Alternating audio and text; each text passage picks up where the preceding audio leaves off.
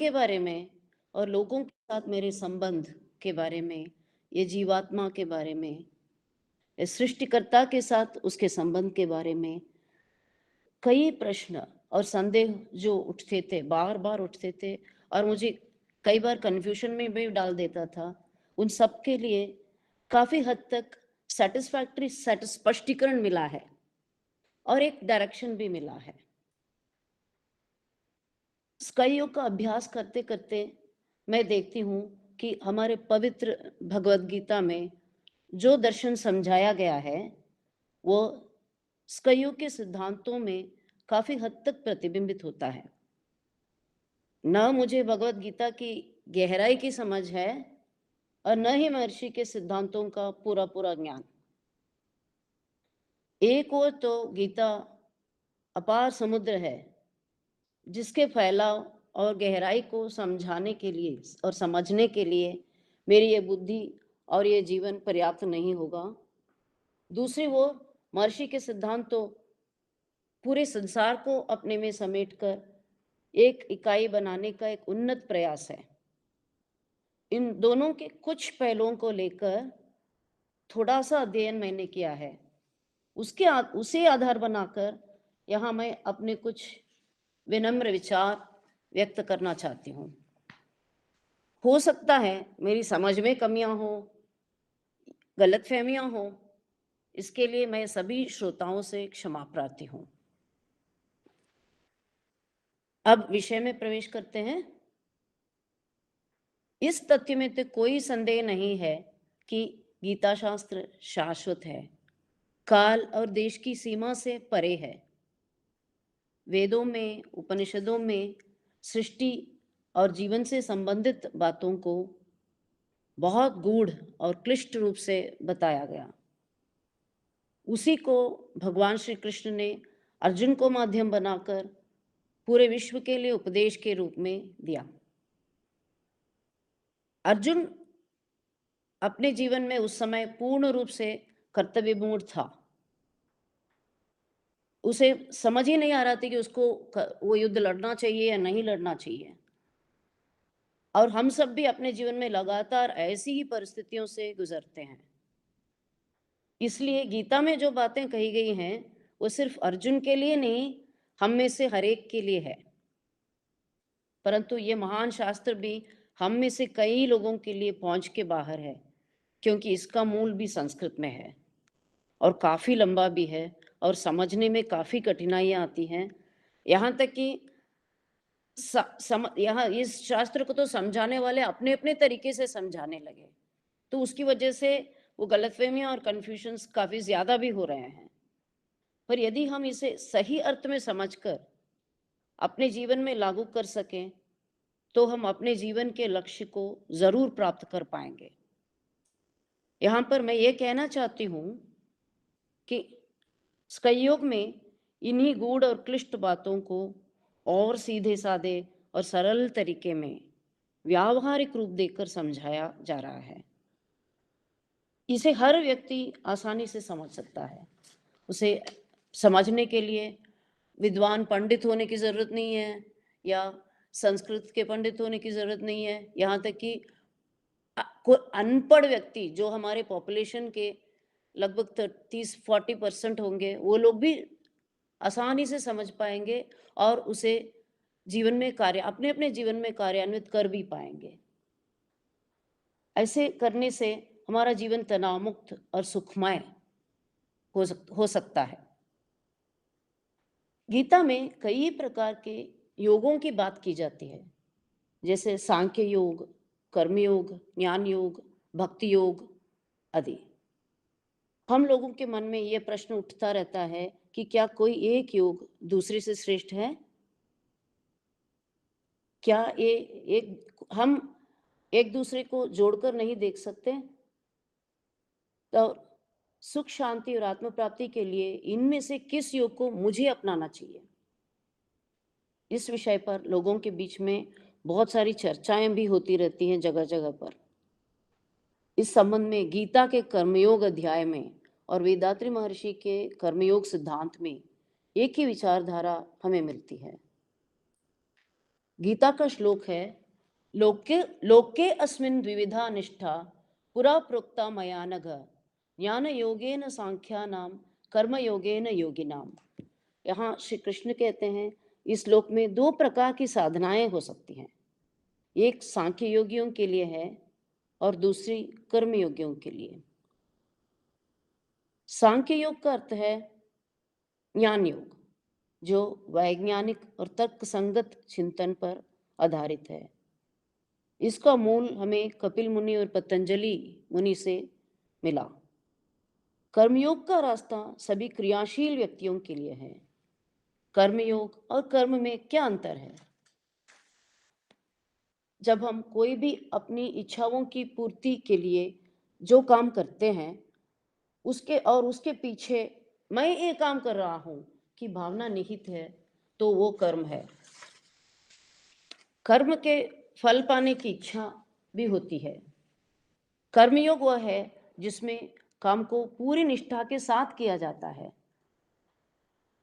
वो पूर्णतः स्वार्थ को त्याग कर किया जाता है और कर्तापन की भावना बिल्कुल नहीं होती। कर्म हमें बांधता है, कर्मयोग हमें मुक्ति देता है। कर्मयोग के अभ्यास से ज्ञान योग का द्वार अपने आप खुल जाता है। सो इससे स्पष्ट होता है कि वे दोनों कोई विरोधी मार्ग नहीं है। ज्ञान योग के बिना कर्मयोग अधूरा है और कर्मयोग के बिना ज्ञान योग असंभव है। महर्षि कर्मयोग सिद्धांत में हमें यह समझाते हैं कि हमें स्वयं, परिवार, रिश्तेदार, समाज, देश और दुनिया के प्रति अपने कर्तव्य को समझना चाहिए और निष्काम कर्मयोग से उसे करना चाहिए। महर्षि के ही शब्दों में जो एक दो वाक्य इधर उधर मैं जहाँ तक मैं अच्छी तरह समझ पाई उसको तमिल में ही देना चाहती हूँ, ताकि उसका असर बहुत ही अलग है। महर्षि के ही शब्दों में कर्मयोगम இறை வழிபாடும் அறநெறியும் ஒன்றிணைந்த வாழ்க்கை பண்பாடாகும், அதுவே உலக பொது சமயமாக இருக்க முடியும்। कितने तथ्यपूर्ण शब्द हैं। महर्षि हमें कर्मयोग में चलाने के लिए सभी व्यावहारिक युक्तियां बता रहे हैं और उसे इंट्रोस्पेक्शन और मेडिटेशन द्वारा ज्ञान मार्ग से जोड़ते हैं। महर्षि के वर्ल्ड पीस प्लान्स और वन वर्ल्ड फेडरल गवर्नमेंट हर एक मनुष्य की ओर से कर्मयोग की भावना के बिना बिल्कुल संभव नहीं हो सकता। गीता का और एक श्लोक है जिसे पढ़ते ही मुझे लगा कि यही बात महर्षि हमें सरल रूप से समझा रहे हैं। श्लोक है, यतु इंद्रियाणि मनसा नियम्य आरभते अर्जुन कर्मेन्द्रियैः कर्मयोगम असक्तः सह विशिष्यते। हे अर्जुन, जो मन से इंद्रियों को अपने वश में करके अनासक्त होकर उन्हीं इंद्रियों से कर्मयोग का आचरण करता है, वही श्रेष्ठ है। महर्षि द्वारा हमें सिखाया गया विचारों का विश्लेषण, इच्छाओं का नियमितीकरण और क्रोध का परिहार, ये तीनों इंद्रियों को वश में करने के सबसे प्रभावपूर्ण और व्यावहारिक शस्त्र हैं। जब इंद्रिय वश में होते हैं तभी अनासक्ति आ सकती है, जब अनासक्ति आती है तभी निष्काम कर्म हो सकता है। शरीर, इंद्रिय, मन, बुद्धि, इनका संबंध जोड़ते हुए गीता का श्लोक कहता है, इंद्रियाणि पराणि आहुः इंद्रियेभ्यः परम मनः मनसस्तु परा बुद्धिः यह बुद्धेः परतस्तु सहा। यानी कहा जाता है कि इंद्रिय शरीर से श्रेष्ठ है, पर मन इंद्रियों से श्रेष्ठ है। बुद्धि मन से भी अधिक श्रेष्ठ है और बुद्धि से श्रेष्ठ है आत्मा। मन मतलब क्या है? मन मतलब उसमें उठने वाले विचार। उसी विचार के कारण मनुष्य सभी प्रकार का कर्म करता है। स्वामी जी कर्मयोग सिद्धांत के एक मुद्दे के रूप में उन्होंने आइंदिल अड़व मुरई 5 बातों पर नियमित अनुभोग के द्वारा विचारों और क्रियाओं को नियमित करके अपने और समाज के कल्याण की रक्षा का मार्ग हमें बताते हैं। इसी विचार के संबंध में और एक श्लोक है, सर्वाणि इंद्रिय कर्माणि प्राण कर्माणि चापरे आत्मसंयम योगानव जिह्वति ज्ञान दीपिते। अर्थात योगी जन इंद्रियों की सभी क्रियाओं को, प्राणों की सभी क्रियाओं को आत्मसंयम से नियमित करता है। भोजन, श्रम, आराम, विचार और यौन भावना, ये 5 इंद्रियां और प्राणों की ही क्रियाएं हैं जिन्हें आत्मसंयम से नियमित करने की सलाह महर्षि हमें बार बार दे रहे हैं। हमारे स्कैयोग की कर्मयोग सिद्धांत का और एक मुद्दा है, इसका मैं तमिल में नहीं हिंदी अनुवाद में बता रही हूँ। आत्मशुद्धि के लिए, आत्मस्वरूप को पहचानने के लिए उसकी स्रोत पर ध्यान करूंगा। ये उसका शायद कर्म सिद्धांत जो कर्मयोग सिद्धांत के 10 मुद्दे हैं, उसका एक मुख्य मुद्दा है। आत्मशुद्धि के लिए और आत्मस्वरूप को पहचानने के लिए उसके स्रोत पर ध्यान करूंगा। इस विचार का मूल भी गीता में है। दैवम एव अपरे यज्ञम योगिनः पर्युपासते ब्रह्माग्नौ अपरे यज्ञम यज्ञेन ये उपजुह्वति। मैं इस श्लोक का एक्सप्लेनेशन अंग्रेजी में देना चाहूंगी ताकि हमें स्पष्ट होगा कि हमारा तुर्यातीत ध्यान यही ब्रह्मयज्ञ है।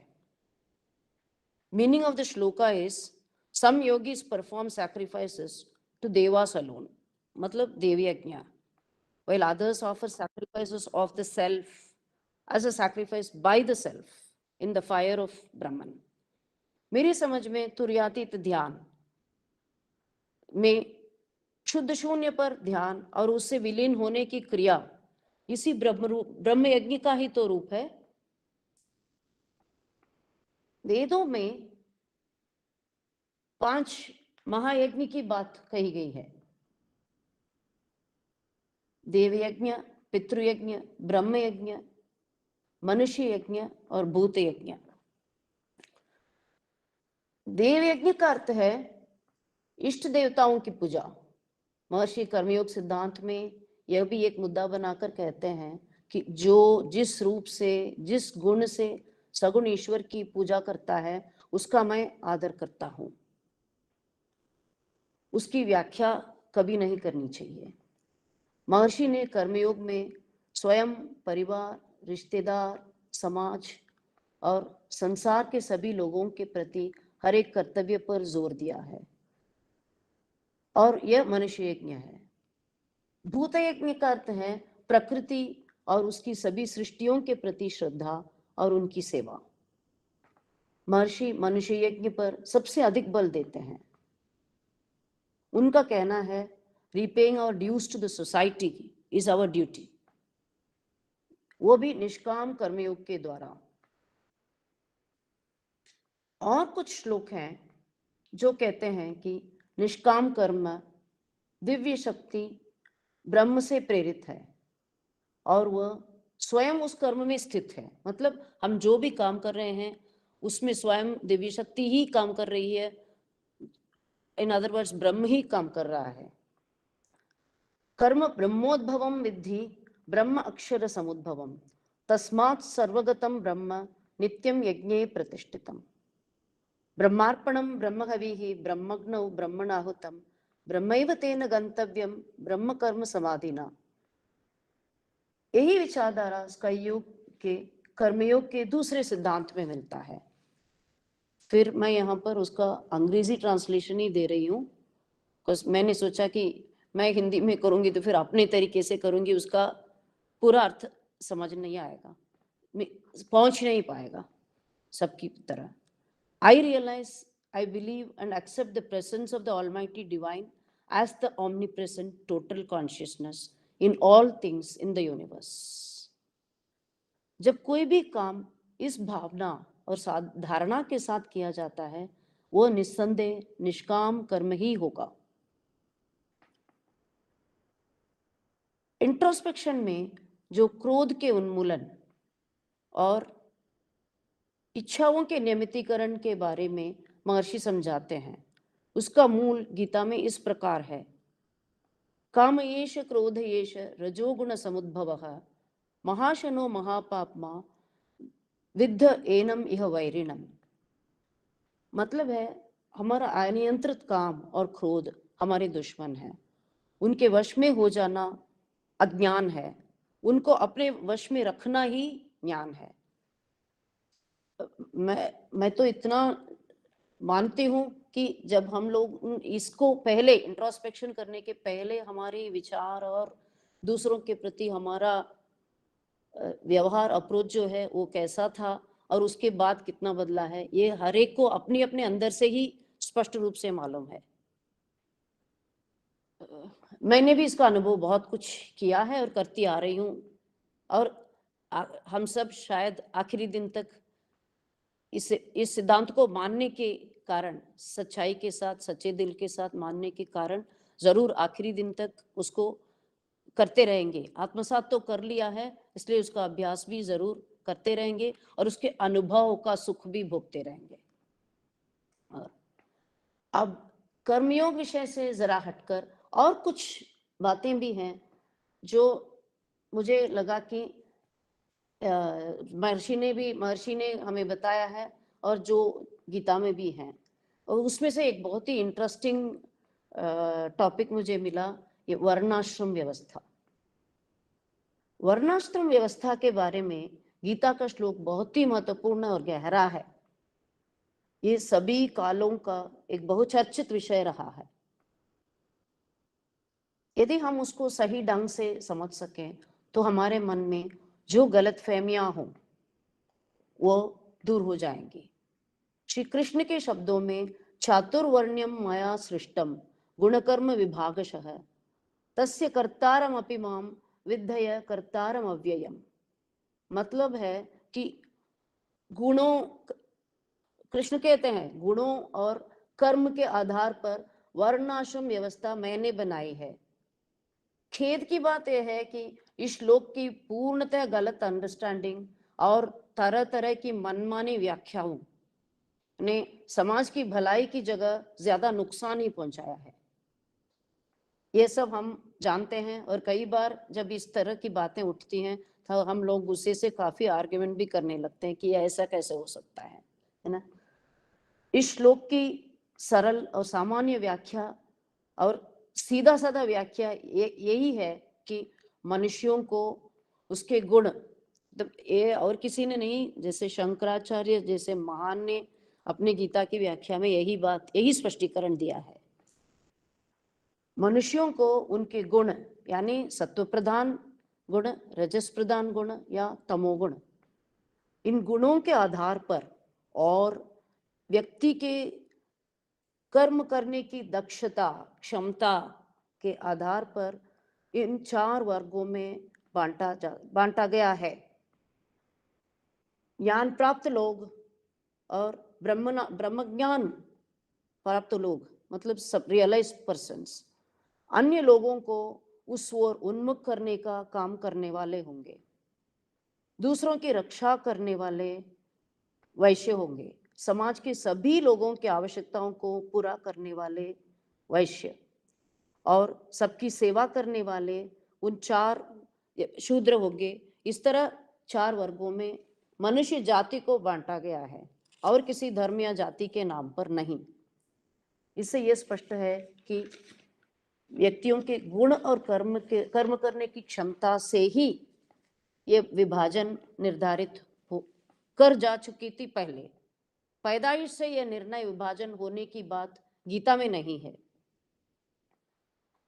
तो फिर थोड़ा गीता से भी थोड़ा आगे अलग हटकर भागवत में दूसरे स्कंद में 5वें अध्याय में यह कहा गया है कि ईश्वर द्वारा उत्पन्न विराट पुरुष के मुख से ब्राह्मण उत्पन्न हुआ, उसकी भुजाओं से क्षत्रिय उत्पन्न हुआ, जांघों से वैश्य उत्पन्न हुआ और पैरों से शूद्र। ये पढ़ते पढ़ते मुझे उस वक्त काफी साल पहले, मुझे मतलब 10-15 साल, 15 साल से उससे भी पहले कहना चाहिए, शुरू में जब मैं ये सब के लिए आध्यात्म की ओर एकदम नई थी, तब मुझे गुस्सा भी आता था, ऐसे कैसे बोल सकते हैं कि किसी के मुँह से ये निकला, किसी के पैर से वो निकला, किसी के सो अनसाइंटिफिक लगता है ये सब बोल के। और और बुद्धिजीवी होने के कारण इस तरह की बातें बहुत ही अटपटी और अजीब ही लगती थी। पर कई वर्ष बाद मुझे इसका थोड़ा-सा स्पष्टीकरण मिला, जो कि बाद में फिर मनवळक कले में आकर जब मैंने उस बुक्स पढ़े थे, उसके वॉल्यूम्स 1, 2, 3 थोड़ा-थोड़ा पढ़ा था, तो उसमें एक चैप्टर है वॉल्यूम 3 में, जिसमें वर्णाश्रम धर्म की बात महर्षि कर रहे हैं। वे शूद्र, वैश्य, क्षत्रिय, ब्राह्मण के विभाजन का स्पष्टीकरण इस प्रकार देते हैं, जो कि बहुत ही रोचक और तर्कसंगत लगता है। वे कहते हैं, शूद्र अपने पैर की सहायता से सभी लोगों की, शूद्र एक नाम ही था बस, पर आगे जाकर उस नाम को ही अनटचेबल कर दिया लोगों ने। शूद्र अपने हाथ पैर की सहायता से सभी लोगों के आवश्यक साम सब काम करते थे। उसी को सांकेतिक रूप से पैरों से उत्पन्न कहा गया है। वैश्य अपने व्यापार के लिए हमेशा एक जगह से दूसरी जगह चलता रहता था, इसलिए सांकेतिक रूप से उसे जांघों से उत्पन्न कहा गया है। मतलब वो अपने काम अपनी जांघ की शक्ति से, क्षमता से करता है। क्षत्रिय अपने भुजाओं की शक्ति से लोगों की रक्षा करता था, इसलिए उसे भुजाओं से उत्पन्न कहा गया होगा। मनुष्य को तत्व ज्ञान और नैतिकता की शिक्षा देने वाले ब्रह्म, उसके अंदर जागने वाली, जिसको जागने वाली अनरियलाइज्ड जो दिव्य शक्ति है, उसको रियलाइज करने की शक्ति देने वाले, रियलाइज करने की मोड़ पर पहुंचाने वाला व्यक्ति स्वयं योगी और ज्ञानी ही होता है। वो काम करने वाले बुद्धि में बुद्धि तेज होने के कारण उसे सिर से उत्पन्न हुआ कहा गया होगा। ब्रह्म ज्ञान दिलाने वाला था, इसलिए उसे ब्राह्मण कहा गया। इसका मतलब कि सत्वगुण, रजोगुण, तमोगुण के आधार पर काम जो भी करता है, उसके हिसाब से ही अपने व्यक्तिगत रूप से उसके जो गुण हैं और उसके कर्म करने की जो शक्ति है, उसी के आधार पर जाति निर्धारित करनी थी उसकी, पैदाइश से बिल्कुल नहीं। स्वामी जी का यह स्पष्टीकरण सचमुच ही बहुत ही तर्कसंगत और मान्य लगता है। इस तरह महर्षि के सिद्धांत और गीता दोनों का अध्ययन जितना भी करें, वो मेरे ख्याल में तो सिर्फ टिप ऑफ द आइसबर्ग हो सकता है। अंत में मैं ये कहना चाहूँगी कि हम सब लोग जब स्टूडेंट्स के रूप में स्कूल में पढ़ते थे या कॉलेज में भी जा के उसके बाद भी ये टेक्स्ट बुक खरीदते थे, वो काफ़ी मोटा था और बहुत होता था और काफ़ी मुश्किल भी होता था समझने में। जब कठिनाई आती थी तो हम क्या करते थे, बाजार से गाइड्स लेके आते थे और कई बार टेक्स्ट बुक को छूते ही नहीं थे, उसी गाइड को पढ़कर एग्जाम पास कर लेते थे, अच्छे मार्क्स भी पा लेते थे। उसी तरह यदि हम सिंपल शब्दों में कहना चाहें तो गीता हमारी मूल टेक्स्ट बुक है, तो स्वामी जी का के सभी सिद्धांत हमारे रोजमर्रा के जीवन में हर क्षण हर पल बहुत आसानी से चलते चलते याद रखने, फॉलो करने और उसका लाभ उठाने और समाज को लाभ पहुंचाने और पूरी दुनिया को इसका लाभ पहुंचाने का सबसे सरल तरीका है। धन्यवाद। வாழ்க வையகம், வாழ்க வையகம், வாழ்க வளமுடன்।